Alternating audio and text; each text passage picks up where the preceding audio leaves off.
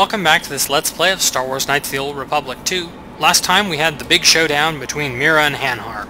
Well, a big showdown between Mira and Hanhar. They've had a couple since then, and, well, Hanhar's dead, so I guess they're done. Anyway, we're in Visquis's base here. He was trying to capture us, and Mira tried to take our place, and now we're trying to save her, and there's this other Jedi Master we're going after who's trying to save her, and who's saving who? Anyway, there's a workbench here. This workbench is a little different from some of the other workbenches you may run into, because when you try to break down items here, you'll notice that items like grenades show up as options to break things down. It's not really a big deal. Usually I just sell the grenades rather than break them down for chemicals. There's not really all that much you can make with chemicals that's all that important. There are some things which are kind of nice. I mean, the higher level stimulants do have their places, but I don't really make much use of them. So, if you were desperate for components, I guess you could do it here, but, or if nobody in your party had treat injury and you wanted to break that stuff down. But the computer system here, you can slice into it, and we can use the system commands to open all the security doors, and, you know, it's worth some XP. It's not as much XP as you would get from actually picking all the locks, but oh well. We have the clan of Ubeze here, who apparently are no big fans of the Jedi, but, well, I'm not a big fan of them either. I'm much better at showing my display. It's not really worth it to use that particular power against just 3 of them, but, you know.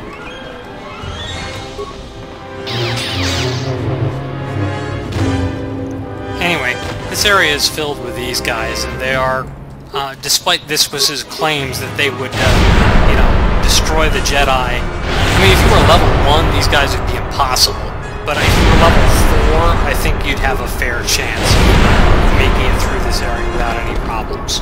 As long as you had, you know, something in equipment.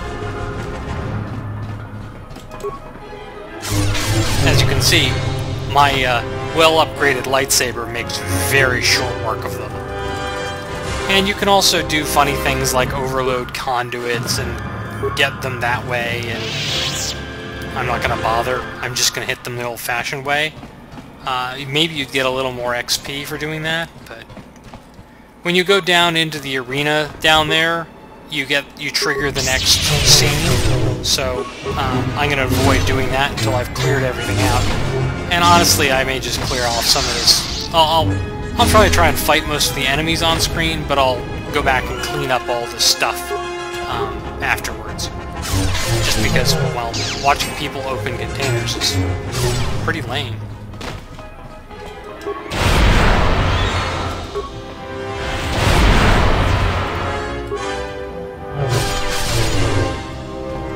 If there was any guarantee that any of these containers contained anything useful at all, it might be more of an issue. No, it's all random, so who knows what I'll find. Maybe I'll find something I care about.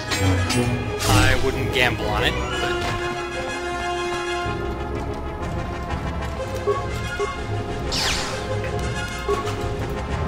I guess those Sith power gauntlets aren't that bad.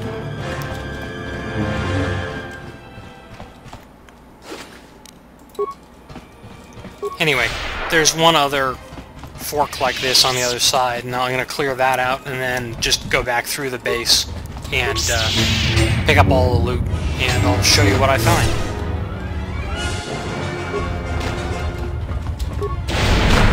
Heck, I mean, I'm just going to cut it off here. These guys are dead. 2 of them left. Right. A couple of interesting items, at least. This Velmarite crystal is similar to the one I'm using that gives +1 attack and keen. This one gives +1 dexterity and keen. You know, 6 of one, half dozen of the other. Combat Enforcer is a special kind of blaster rifle. Ultimately, I don't think it's that good. It does a lot of weird stuff, but this Sith battle suit is one of the best pieces of medium armor in the game, mostly because the max dexterity bonus +7. Krath heavy armor and the Exar Kun's light battle suit are both medium armor, but, you know, The regal visor here, it reminds me of an item from the first game, which it was +5 wisdom. Unfortunately, it's just ugly. I may actually have someone like Kreia use it, because with Kreia and with Visas, their headgear never shows. Force Mask gives you force resist. I don't know. Sith Power Gauntlets, just some strength bonus. And just, you know, random things I can make. I actually went and broke down all of the explosive rockets and such, because, frankly, I have no intention of ever using Mira's hand launcher. There are none of the darts that it launches are any good whatsoever. Let's get out of here before Visquis executes me. Speaking of Mira. And speaking of Visquis.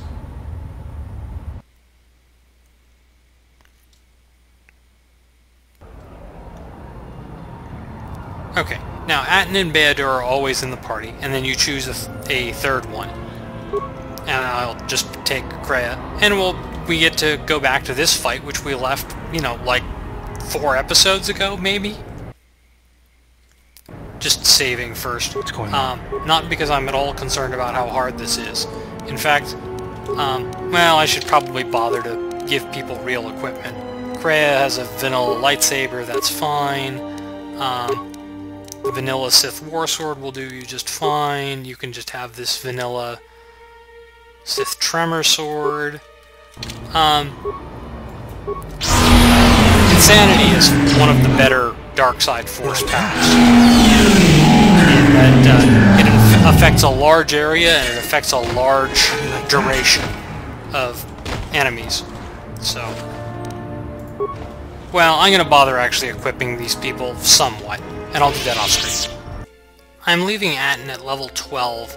Level 12 is an important scoundrel level, because the last level you get a unique scoundrel bonus. In this case, an AC bonus. Admittedly, at level 13, he'll get additional sneak attack damage, but I think that the main thing I'm concerned about now is getting him to have a little more levels of his new class when that happens. So, anyway, these Gand are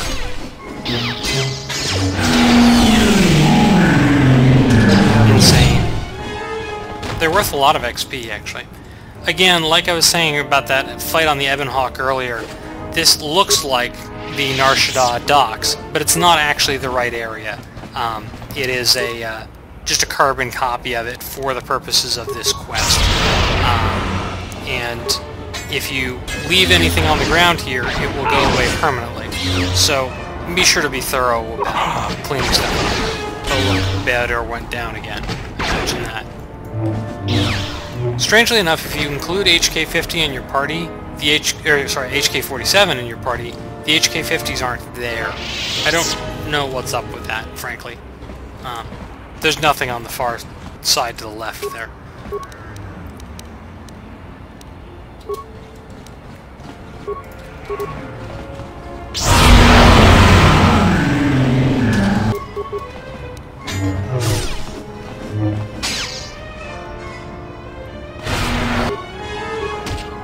How do you like that?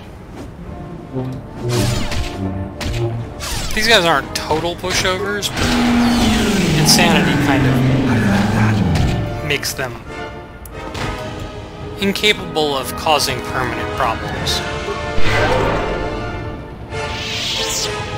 I suppose I could be a little more creative with my use of force powers, but whatever. Stick with what works. This is another... These Zug brothers are the guys who attacked us on the docks. And, oh, I guess one of them made it through the first insanity. Force lightning works well on them, though.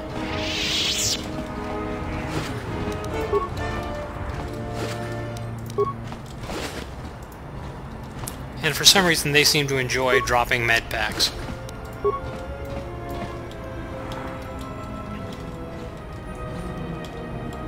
You can't talk to your companions, by the way, when you're not controlling your main character.